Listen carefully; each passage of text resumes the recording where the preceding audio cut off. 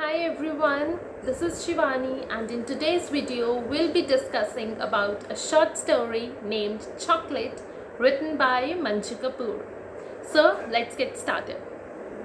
So this story is basically about an Indian married couple and it traces the dynamics between a husband and a wife. Although it's a very short story, it still manages to give you an insight into the Indian society, the patriarchal Indian society, and how the girls are treated in certain parts of our country, because in lots of other parts the situation is changing. The girls career is given importance, girls are given importance, but in a lot of areas the situation is still the same and the girls still go through that deplorable condition. So the story manages to give us an insight into all of these things, and amidst all this family drama, you somewhere can say that it's a light revenge story as well. So now you must be wondering, like, where does that revenge comes from? So in order to find that out, let's dive into the plot. So this story basically begins with a girl named Tara, and we are shown how Tara is born and brought up in a traditional Indian family.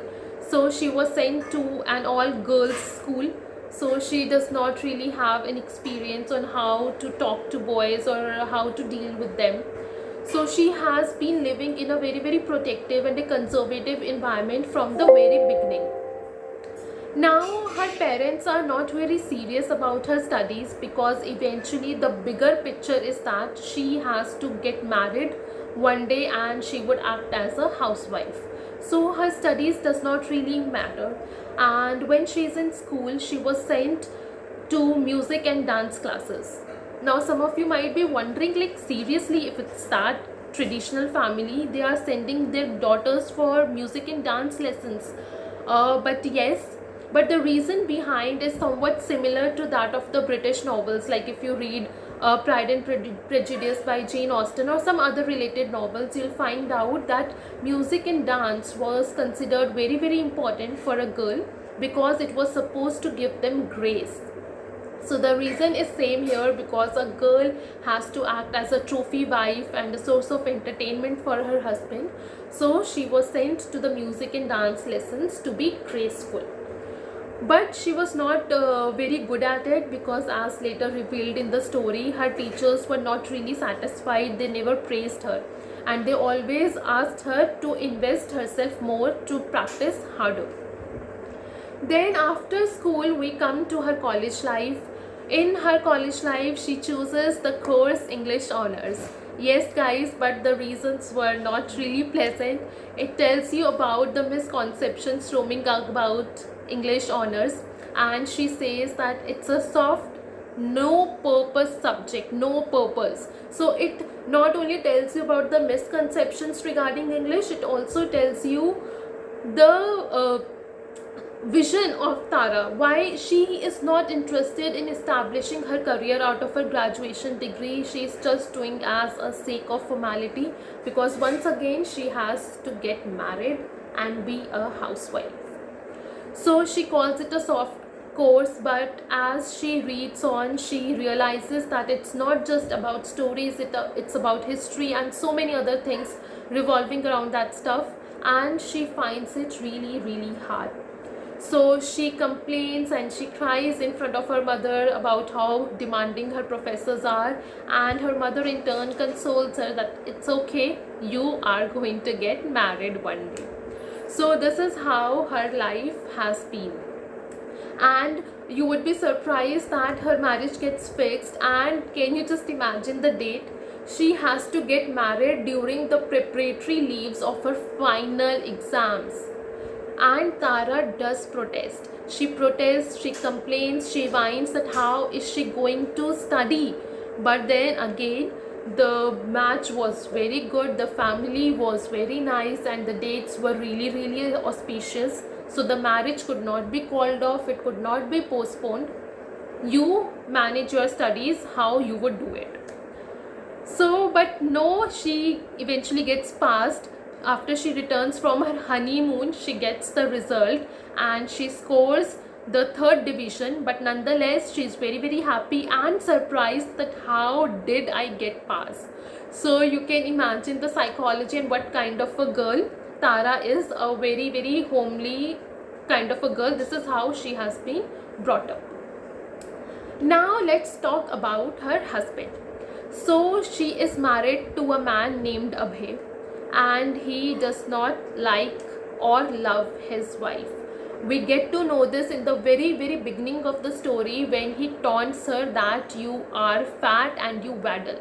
So yes, Tara is not your typical slim and trim and a very beautiful girl like the female protagonists are portrayed in most of the stories. On contrary, she is fat. So he taunts her that you waddle, that means the short movements where your body sways from here and there like the chubby or the obese people walk. So that kind of movement. And it shows that Tara is very hurt, but she cannot say anything, she cannot do anything, and then she cries in isolation. So this is what their relationship is like. Abhay doesn't really care about his wife. And now why is Tara so fat? Because she loves to eat chocolates. That's where the title of the story comes from. And she's a big foodie, and she says that life without food, especially chocolates, is not worth living, and I totally agree. So she is very fat and she keeps on eating. But do you even know from where does she get so many chocolates? I mean, she's not working. So does Abhay give her the money to buy chocolates? Actually, yes. You would be surprised to know that Abhay does not provide money, but he himself supplies chocolates to her, lots and lots of chocolates, and very tempting too.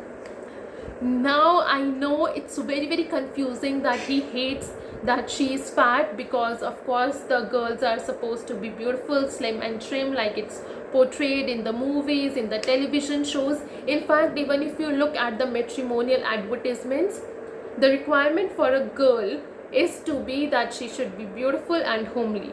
Boy can be ugly also, but he should be earning well. So these kind of stereotypes portray in the story as well. Now, yes, he does provide chocolates to her, but he doesn't really care about what she likes or what she does not like, because all the chocolates are of mint flavor. So he brings in a lot of peppermints, and after a point Tara gets fed up and she implicitly tells him that I would like to try more variety, I am tired of these mints.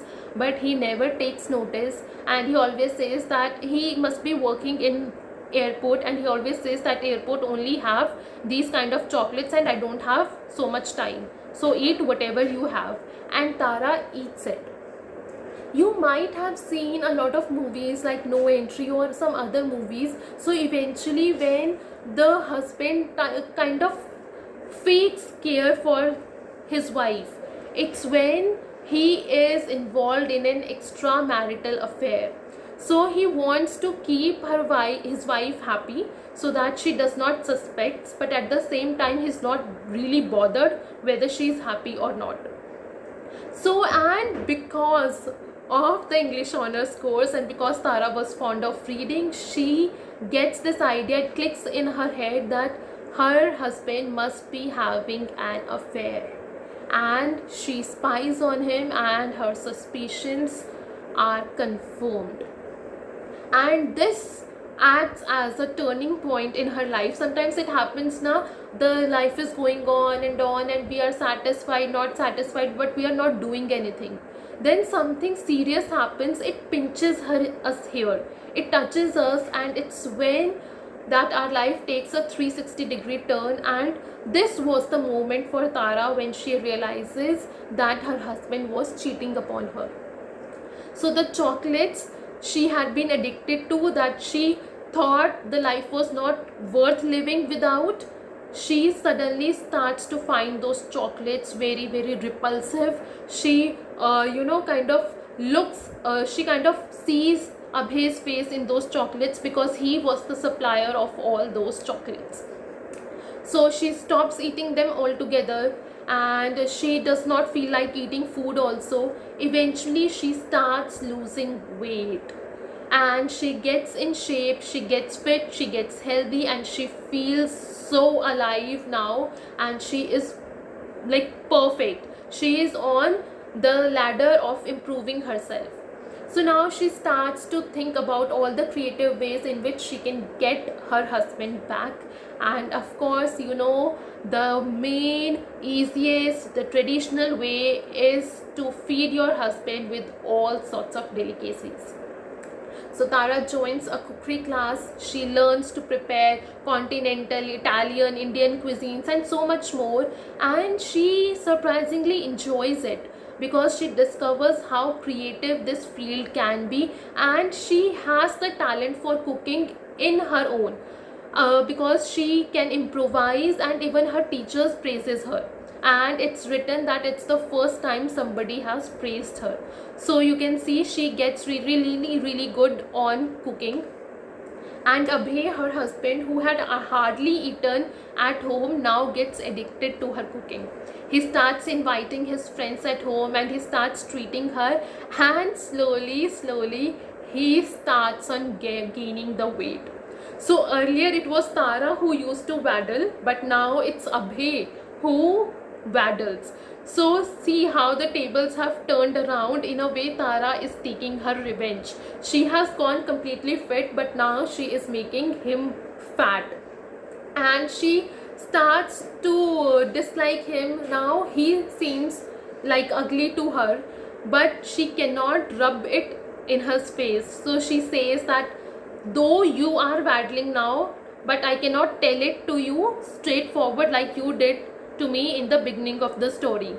So this again somewhat tells you about the dynamics between husband and a wife, because husbands are considered superior and wives are not supposed to argue with them or fight with them. So she plans this very wise plan. She has devised a very wise plan, and very sweetly, with a lot of love, she's taking her revenge, but she cannot say anything harsh or rude outright. So this thing happens, and then he suffers through a breakup also. Now the reason is not mentioned, it's just that he starts getting fat and he suffers through a breakup. Now he gets more into depression, and in order to console himself he eats even more. So this vicious cycle continues. Then there is one more thing in the story, and that is a baby. So you know how important babies are in this Indian society. So as soon as you married, your in-laws want a baby from you. So but Tara and Abhay do not have a child. So a lot of time passes, and they eventually realize that if they have to have a child, they are going to have to take help from some divine sources or some medical sources. So either there has to be a divine intervention or a medical intervention. So Tara consults a doctor, and there is absolutely no problem with her. With a lot of arguments and with a lot of persuasion, she finally manages to send Abhay to the doctor, although he's very reluctant that how can I have any issue, you go and consult a doctor. So the very typical thinking that as if the whole process depends upon the female, but males are equally responsible.